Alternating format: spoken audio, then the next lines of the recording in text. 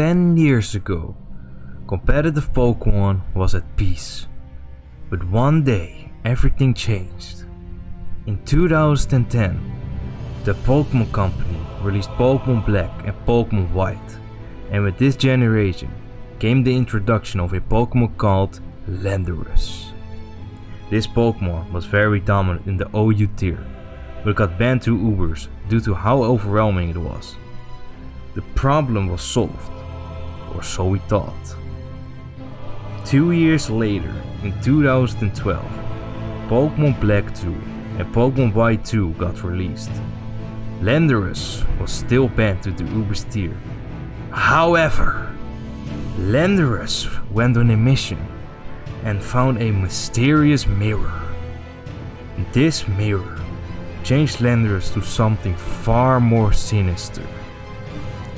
Landorus-T, the true god of competitive Pokemon.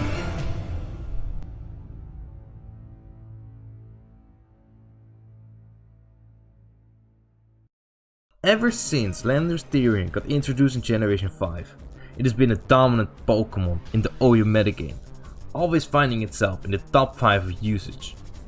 Landorus-T has a lot going for it that explains the high usage rate. First of all, it is a fantastic typing that's only shared by Gliscor, and this typing gets greatly supported by the good offensive and defensive stats that Landorus has, making it a very versatile Pokemon. Its ability Intimidate is also one of the best abilities in the metagame, because it lowers the attack stat of the opponent by 33% when switching in the fight. Combined with its typing, this ability allows Landorus to check dangerous physical attackers such as Garchomp, Excadrill and Zeraora. Landorus is also blessed with a great move pool, giving it the option to run more offensive or defensive depending on what the player needs. All of these traits make Landorus a very versatile Pokemon that can fulfill many roles on a lot of different teams and makes it very easy to just put on any team. If you go to your team builder right now and say for example you're gonna make a balanced team, right?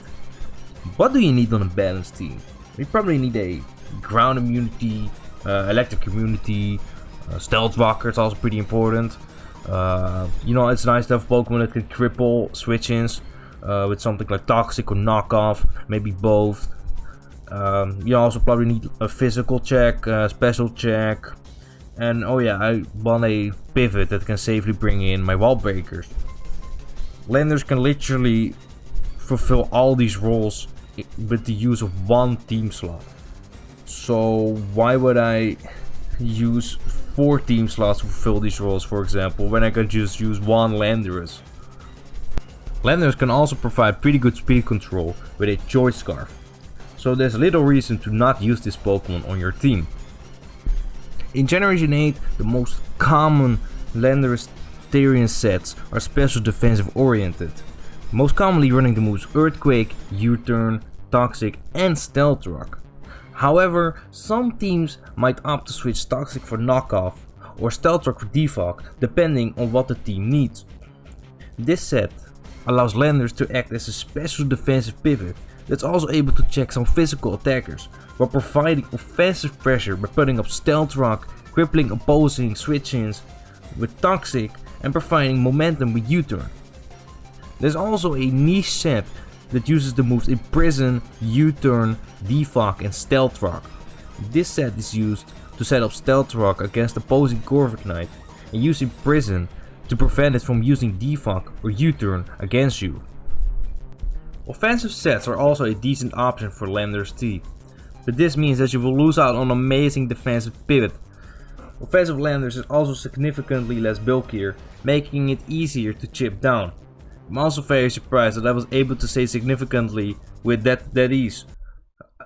Yeah, I just wanted to add that. Alright, so it's your boy from the future here. There's one thing I forgot to add before I end the video. That is that prior to Generation 8, Landorus-T actually had Hidden Power Ice as one of his moves to hit the opponent's Landorus-T. Because ironically, Landorus-T is actually a pretty good wall to Landorus-T. So they used Hidden Power Ice to hit the opponent's Landorus-T. So to sum it up, Landorus has an amazing typing ability, great offensive and defensive stats, and an expansive move pool, making it very versatile and easy to put in any team. Let me know in the comments what you think of Landorus-T, or if I missed something about it.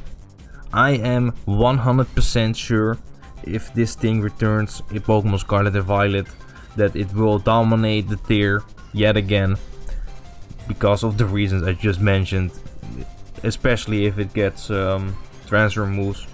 But you know, we'll have to wait and see.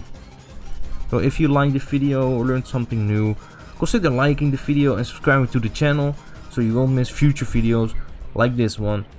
And until then, see you next time.